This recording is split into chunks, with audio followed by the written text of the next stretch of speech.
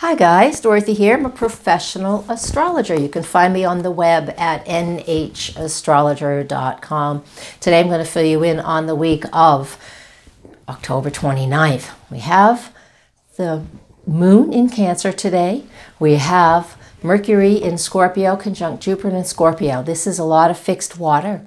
Fixed water means that emotionally we're really connecting with what it is that we're hearing and processing. I'm going to fill you in on more details in just a moment, so don't go anywhere. I'll be right back.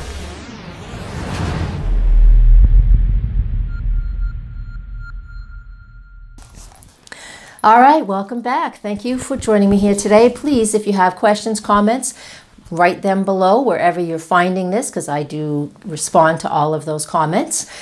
And come to my website, nhastrologer.com, and there I have all my services, since that's what I do. So, heavy fixed water is what we have going on for the overall theme of the week. What that means is when we have lots of water, that means there's a lot of zodiac signs, planets and zodiac signs that are water related, which means it's emotional, and we process the information we're getting through our emotions. It's going to incite emotion. Coming up to a midterm elections pretty soon, there you will be seeing this everywhere you look. Lots of information, lots of people talking about how you feel, and a lot of people saying things that will incite how we feel, so we're voting that way. So take your time, process the information. Mercury conjuncts Jupiter on Monday the 29th in that sign of Scorpio. So I'm telling you, throughout the whole week, it is about processing the information. Don't jump to conclusions. That's what that Scorpio wants us to do. Mercury, Jupiter at the very end of Scorpio, so we have the opportunity to see more than we usually see, and to hear more than we usually hear, and to process that information for ourselves, okay? That's what the whole week is all about. And it starts on Monday.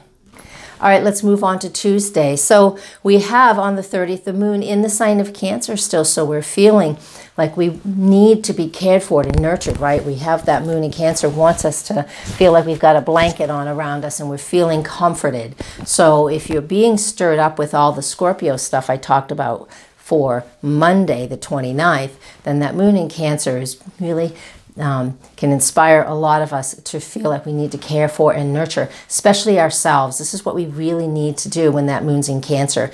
And if we're feeling, pushed and emotionally pushed beyond our limits. Because when the moon enters the sign of Leo late in the evening, then later it will also square off with Venus and Uranus.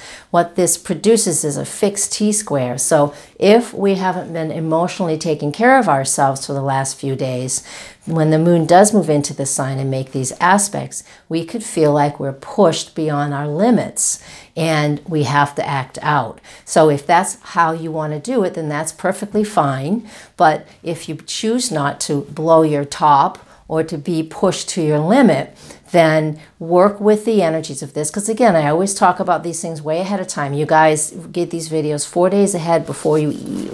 We have plenty of time to work with it, right? So I want you to think about that. So Tuesday and Wednesday and even into Thursday, with the energies of this Leo moon, we really feel that dynamic of an emotional charge, and it doesn't have to be difficult. So don't go down that road if you don't want to. Another thing that we can do with this energy, and this is again overall for those few days, is to see where we can be inspired to be creative and to gather those together that are important for us. And this is how we can use this Leo moon, even though they're in what we consider hard aspects. These are important for us. It's like sometimes we want to do things and we always just need that little boost to get us up over the hill, right? Or up over the hump. And sometimes it can be difficult things that push us over the hump, or sometimes it can be our own inspiration. And we can have all of that with that moon in Leo, especially late Tuesday night, let me look at my notes, and further into Wednesday and Thursday while the moon's in Leo. Okay? All right. So moving on to the 31st, in the middle of the night, depends on where you live, Mercury entered the sign of Sagittarius. This is a blessing in my eyes, because with all that Scorpio stuff we've had going on and still have going on, lots of secrets have been coming to the surface. Lots of deep, intense things that we really need to process and transform and learn about within ourselves and even through other people. All different ways as Scorpio stuff comes up. We are able to now see what that means, what the truth is, because that Mercury in Sag is going to tell you how it is without a filter. A lot of people don't think Mercury in Sag is in a very good place there because its ruling sign is opposite Sagittarius. That would be Gemini right here. I think Mercury in Sag is fantastic because you hear the truth, whether you like it or not. And we're going to get the truth out, especially with all this with all the Scorpio stuff going on. Important. We'll get long dialogues, we'll get written forecasts, we'll get written newspaper articles. Read and understand what is going on around you, especially if you're a person who is interested in voting. Because I like the fact that Mercury's in Sag. The information flow is going to speed up faster than ever, which is typical at midterm elections, which are coming up. So listen to what you know is the truth. Mercury in Sag is going to be very, very helpful with that. We also have on the 31st. This is the 31st, but we can feel this energy for days on either side. Also on the 31st, Venus is retrograding back into her own sign of Libra. So she's going to be retrograding in Libra until November 16th. And as we get to those dates, I'll inform you more about it. But while Venus is retrograde in Libra, this is, again, opportunities for us to really work on and see where our partners are, the partnerships, where they're important, how they're working or how they're not working, right? Finding that balance and that equilibrium in those partnerships and relationships that are really important to us. Okay, so we're moving on to Thursday, November 1st. Wow, October flew by, didn't it? Holy Toledo. On that day, the main information that we have is just the moon is in Leo, so focus on what you're passionate about and go with those creative inspirations that you're feeling, because there's really not a lot that's going to throw us off track if we follow our passion and what we're interested in.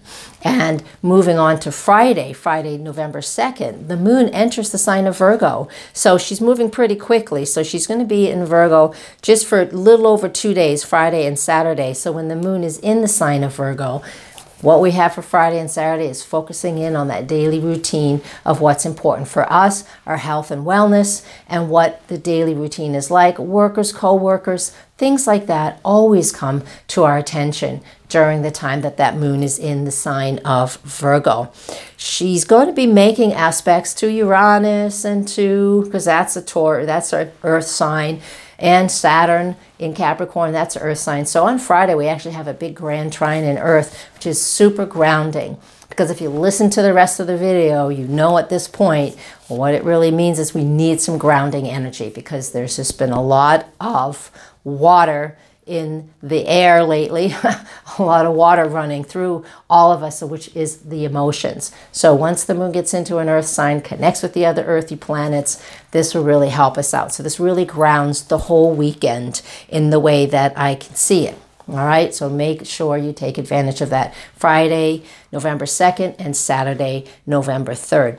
When we get to Sunday the 4th, now for those of us in America, this is when daylight savings times ends. I wish they'd leave the clocks alone. The moon enters the sign of Libra early in the morning on Sunday, November 4th. And this is wonderful and fantastic for, again, more balance, more harmony. The moon squares off with Saturn, so this can help us to really feel more deliberate and grounded in any partnerships and relationships that might be a little hairy right now, right? And then a nice sextile to Mercury later in the day, which helps us to receive information and listen to what's going on. Because with the moon in the sign that it's in right now, and it's moving pretty quick right now, we're able to gather a lot of information quickly. Mercury in the position that it's in wants to assimilate that information in just a little bit of a slower fashion. So what a way to end the week. We got a lot going on. It's not a really relaxing Sunday, but it's not a bad Sunday. It's just a busy Sunday. All right?